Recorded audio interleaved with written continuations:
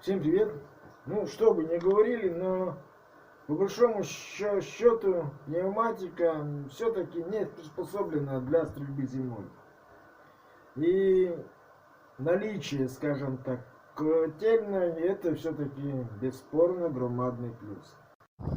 Зима, конечно, аномально теплая. Красоты восхитительные. То есть виды закачаешься.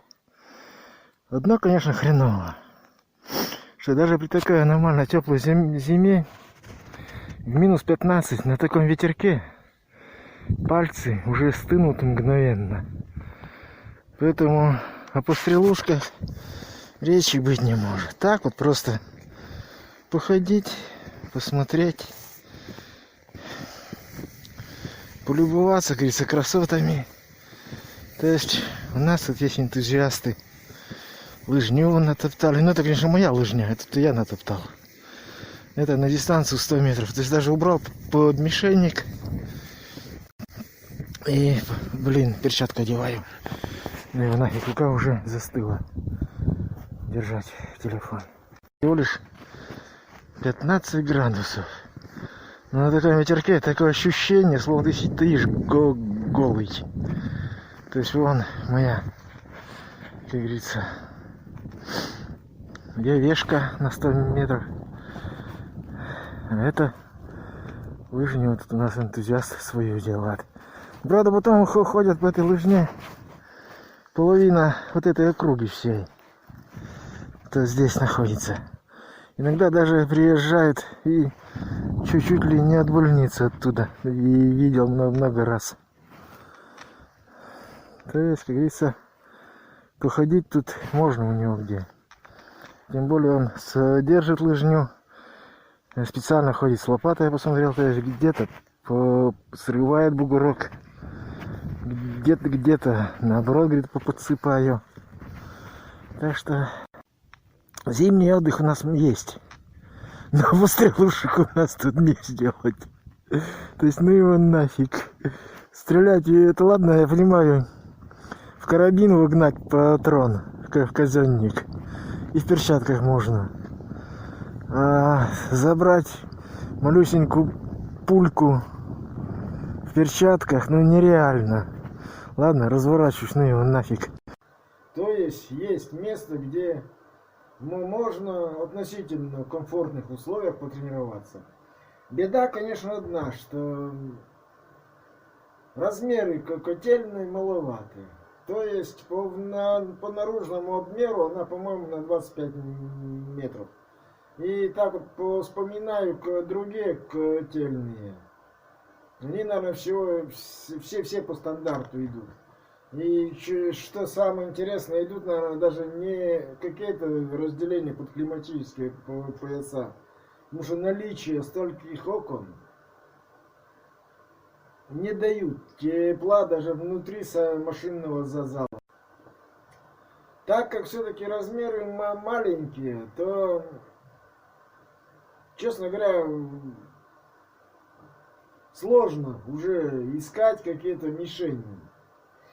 Ну, пробовал я, тут и было предложение пострелять по спичкам. Так я уже стрелял, по-моему, и причем неоднократно. И стрелялось даже из переломок, то есть из воздушки, из 512, из Хадсана. Спички, скажем так, не столь эффектно, что ли. Поэтому решил, все-таки вспомнил, тут у американцев есть трюк, где, значит, там стреляют по карте. Ну, стреляли они, конечно, там дистанция небольшая, по-моему, с 7 метров, но, правда, и стреляли с огнестрела. Поэтому почему бы не попробовать это сделать с воздушки? Дистанция, я еще раз говорю, дистанция несложная, то есть тут 20 метров, если брать от кончика ствола до карты, как говорится. Поэтому, ну, нет у меня пока больших дистанций. Да, сразу объясняю, почему я не делаю много выстрелов. Все тоже объясняется очень просто. Дело в том, что да, программа Movavi хорошая для обработки видео, но для моего ноутбука она все-таки тяжеловата. Ну, ноутбук уже, можно сказать, чуть ли не мой ровесник. И клип, скажем, 10-минутный буквально, на его обработку может уйти порядка 7, 10 или даже до 11 часов. В зависимости от того, сколько наложений было здесь сделано. Поэтому я стараюсь делать маленькие наложения. То есть вот сейчас идет обработка, закончилась или нет, не знаю. А нет.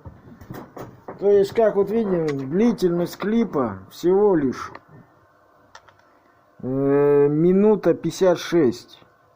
А обработка уже идет 59 минут и осталось еще 4 минуты. То есть час с лишним. Хотелось сегодня выгулять папу.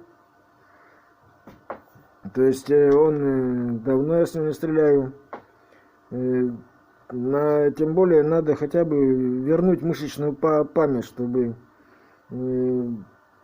стрелять можно было из рук с него. Хотя да, винтовка та предназначена для стрельбы с упоров.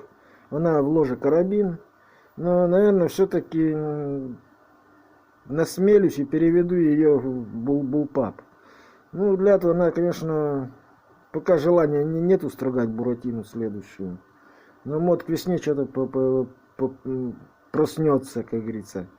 Поэтому, ладно, меньше.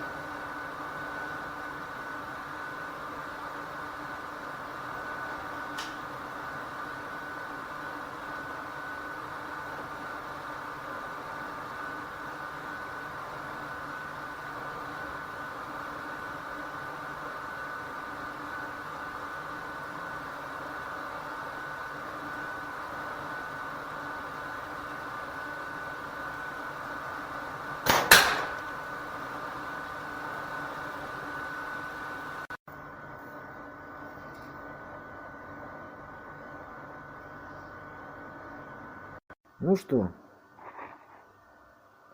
как-то так. Всем удачи, всем удачных стрельб.